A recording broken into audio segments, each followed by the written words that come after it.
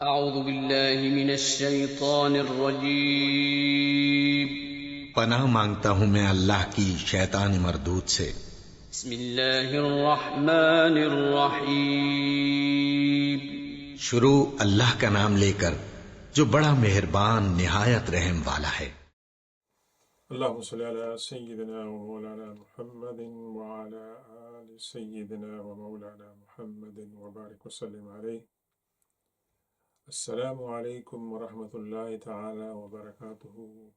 محترم ناظرین گرامی اور سامعین کرام، اپنی کتاب امثال الحدیث کے باب قرآن پاک کے بارے میں امثال الحدیث میں سے ایک دوسری پیاری حدیث آپ کی خدمت میں لے کر حاضر ہوئی ہیں، اور اس حدیث کے اندر اللہ کے رسول صلی اللہ علیہ وسلم نے قرآن پاک کو بہت سی باتوں کے ساتھ تشبیہ دی ہے، اور اس کے اندر بہت سی علم اور حکمت اور ایمان اور عبرت کی باتیں جو ہیں وہ بیان کی گئی ہیں۔ انشاءاللہ سب سے پہلے ہم اس کی تلاوت کریں گے اور اس کے بعد اس کا ترجمہ اور تشریح پیش کریں گے۔ بسم اللہ الرحمن الرحیم۔ عن عبداللہ قال قال رسول اللہ صلی اللہ علیہ وسلم ان هذا القرآن مأدبة الله فتعلموا من مأدبة الله ما استطعتم۔ ان هذا القرآن هو حبل الله وهو نور البين والشفاع النافع، عصمة لمن تمسك به ونجاة لمن تبعه، لا يعوج فيقوم ولا يزيغ فيستعتب ولا تنقضي عجائبه ولا يخلق من كثرة الرد، أو كما قال رسول الله صلى الله عليه وسلم۔ رواه ابن ابی شیبہ فی مصنفہ فی کتاب فضائل القرآن التمسک بالقرآن۔ تو اس مثال کا عنوان ہم نے رکھا ہے قرآن پاک اللہ تبارک و تعالیٰ کا دسترخوان ہے اور اس کی رسی ہے۔ اور اس حدیث پاک کے اندر اللہ کے رسول صلی اللہ علیہ وسلم نے قرآن پاک کے لیے مختلف تمثیلات بیان کی ہیں اور اس کو مختلف چیزوں کے ساتھ تشبیہ دی ہے۔ سب سے پہلے جو بات اللہ کے رسول صلی اللہ علیہ وسلم بیان فرمائی ہے وہ یہ کہ آپ نے فرمایا کہ قرآن اللہ کا دسترخوان ہے۔ اب دسترخوان ایسا دسترخوان کہ جس کے اوپر انواع و اقسام کے کھانے ہیں، جس کے اوپر انواع و اقسام کے مشروبات ہیں، پھل ہیں، اور جس قسم کے کھانے کا مشروب کا انسان تصور کر سکتا ہے وہ ہے۔ انگریزی زبان میں اس کا ترجمہ آپ کر سکتے ہیں بینکوٹ، کہ جس میں کھلا دسترخوان ہوتا ہے اور مختلف اشیاء ہوتی ہیں کھانے پینے کی، اور لوگ اس میں سے جو پسند کرتے ہیں وہ لے لیتے ہیں۔ تو اللہ کے رسول صلی اللہ علیہ وسلم نے قرآن کو تشبیہ دی ہے اللہ کے دسترخوان کے ساتھ۔ تو دسترخوان کا جب لفظ ہمارے ذہن میں آتا ہے تو کھانے پینے کی چیزیں اور مشروبات آتی ہیں۔ تو اللہ کے رسول صلی اللہ علیہ وسلم یہ فرما رہے ہیں کہ اللہ کی نعمتوں کا دسترخوان ہے جس میں ایمان اور حکمت کی باتیں ہیں، اور آپ اس کے اندر سے حاصل کریں اور ان سے فائدہ اٹھائیں۔ تو قرآن پاک جو ہے وہ علم و حکمت کا خزانہ ہے، اور مسلمان کو اس سے فائدہ اٹھانا چاہیے، اور جو جتنا زیادہ اس کی تلاوت کرے گا، اس کے ساتھ تعلق رکھے گا، ان کو اس کے ساتھ جو ہے وہ فائدہ ہوگا۔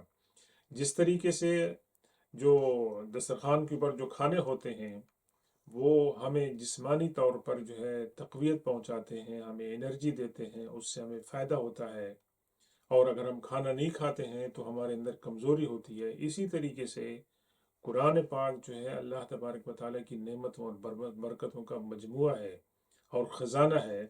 تو مسلمان اس دنیا میں جب رہے گا تو اس کو مسلسل قرآن سے فائدہ اٹھانے کی ضرورت پڑے گی، کیونکہ دنیا کے اندر آزمائشیں، ابتلا ہیں، فتنے ہیں، مشکلات ہیں، اور یہ تمام باتوں کا مقابلہ کرنے کے لیے قرآن کو اللہ تبارک و تعالیٰ نے ایک زندہ کتاب کے طور پر محفوظ رکھا ہے، اس لیے ہمیں اس کے ساتھ اپنا تعلق قائم رکھنا چاہیے۔ دوسری بات جو اللہ کے رسول صلی اللہ علیہ وسلم نے اس کے اندر بیان فرمائی وہ یہ کہ اللہ کے خزانے سے جس قدر تم سیکھ سکتے ہو اس سے سیکھو اور اس سے فائدہ اٹھاؤ۔ یہ ہر انسان کی اپنی ذاتی صلاحیت، استطاعت اور کوشش پر منحصر ہے کہ اس سے کتنا فائدہ اٹھاتے ہیں۔ پھر اللہ کے رسول صلی اللہ علیہ وسلم نے دوسری بات جو بیان فرمائی وہ فرمایا کہ ان ھذا القرآن هو حبل اللہ، یہ قرآن اللہ کی رسی ہے، یعنی اللہ کی رسی کو اگر آپ مضبوطی سے تھامے رکھیں گے تو آپ کوئی مشکلات آپ کو درپیش نہیں آئیں گی اور آپ صراط مستقیم پر چلتے رہیں گے۔ اور جیسے ہی ہماری گرفت اس رسی سے کمزور ہو جائے گی تو ہماری مشکلات جو ہیں وہ شروع ہو جائیں گی۔ تو ایمان پر قائم رکھنے کے لیے اللہ کی اس رسی کو پکڑنا اور اس کو تھام کے رکھنا جو ہے یہ ہمارے لیے بطور مسلمان ہماری بقا کے لیے ضروری ہے۔ پھر اللہ کے رسول صلی اللہ علیہ وسلم نے دوسری ایک بات بیان فرمائی کہ هو النور البین والشفاء النافع، یہ ایسی روشنی ہے کہ جو واضح ہے، کھلی ہے، جس کے اندر کوئی اندھیرا نہیں ہے۔ اور تیسری بات کیا فرمائی کہ شفاء النافع، اس کے اندر شفا ہے، یعنی نہ صرف اس کے اندر روحانی بیماریوں کی شفا ہے بلکہ جسمانی بیماریوں کی بھی شفا ہے کہ انسان اگر قرآن کی بتائی ہوئی تعلیمات پر عمل کرے گا تو اللہ تعالیٰ اس کو برکت عطا فرمائے گا، اللہ تعالیٰ اس کو نقصانات سے بچائے گا، اور اللہ تعالیٰ جہاں اس کے ایمان کے اندر برکت دے گا، اس کے ایمان کو تقویت ملے گی، اسی طریقے سے اس کو اللہ تبارک و تعالیٰ صحت بھی عطا فرمائے گا۔ تو قرآن پاک جو ہے وہ شفا بھی ہے۔ عصمت لمن تمسک بہ، جو انسان اس کو مضبوطی سے تھامے گا وہ اس کے لیے پناہ گاہ کے طور پر ہے، یعنی اس کے ساتھ اس کو بچاؤ ملے گا اور اس کا جو ایمان ہے اور اس کا جو عقیدہ ہے وہ محفوظ رہے گا۔ وَنَجَاتٌ لِمَن تَبِعَهُ، اور جو اس کی پیروی کریں گے ان کے لیے نجات ہے اور ان کی لیے اس کے اندر بقا ہے۔ لا يعوج فيقوم، یہ کبھی ٹیڑھا نہیں ہو سکتا۔ سبحان اللہ، کتنی پیاری تعریف کی اللہ کے رسول صلی اللہ علیہ وسلم نے قرآن کی کہ اس کو انسان اگر ٹیڑھا کرنے کی کوشش کریں گے تو وہ اس کو ٹیڑھا نہیں کر سکتے ہیں، کیونکہ قرآن جو ہے وہ اللہ کا کلام ہے اور وہ سیدھا رہے گا، اور جو اس پہ عمل کریں گے وہ سیدھے رہیں گے۔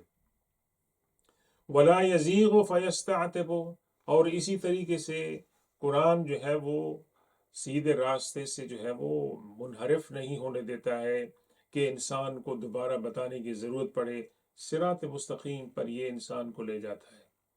اور دو اور اہم باتیں اس کے اندر جو بتائی گئی ہیں کہ ولا تنقضی عجائبہ، اس کے اندر اللہ تعالیٰ نے جو عجیب و غریب جو باتیں کی ہیں، لکھی ہیں، بیان کی ہیں، وہ ختم نہیں ہوتی ہیں۔ کیا مطلب ہے کہ قرآن پاک کو آپ نے ایک مرتبہ اس کو ختم کیا، اس دوران میں تلاوت کے دوران آپ نے جو چیزیں سیکھی ہیں وہ چیزیں آپ دوبارہ تلاوت کریں گے تو آپ کو نئی چیزیں ملیں گی، تیسری مرتبہ آپ اس کی تلاوت کریں گے تو آپ اس کے اندر نئی چیزیں آپ کو ملیں گی۔ کہنے کا مقصد یہ ہے کہ قرآن کو آپ کس طریقے سے پڑھتے ہیں، آپ کا رویہ قرآن کے ساتھ کیا ہے۔ اگر آپ کا رویہ بغیر سمجھے کے ہے تو پھر یہ ہے کہ بھی قرآن سے ہم فائدہ نہیں اٹھا سکتے۔ ہاں ٹھیک ہے، قرآن کی تلاوت کا اجر و ثواب جو ہے وہ ملے گا، لیکن قرآن کہتا ہے کہ میرے اوپر آپ غور و فکر بھی کریں۔ تو اگر آپ غور و فکر کریں گے تو جس طرح حدیث پاک میں فرمایا کہ اس کے اندر جو عجیب و غریب اور علم و حکمت کی باتیں ہیں وہ ختم نہیں ہوتی ہیں۔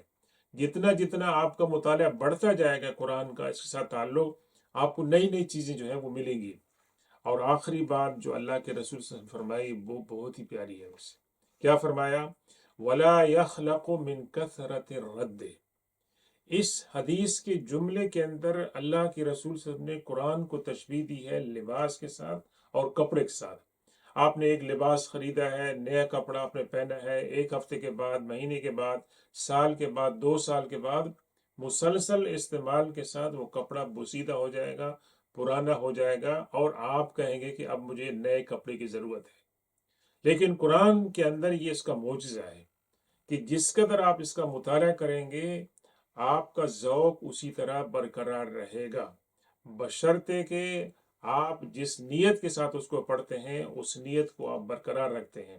تو قرآن کو زیادہ تلاوت کرنے سے قرآن بوسیدہ نہیں ہوتا، نعوذ باللہ پرانا نہیں ہو جاتا ہے، اور انسان اس کو پڑھنے سے اکتاہٹ محسوس نہیں کرتا ہے۔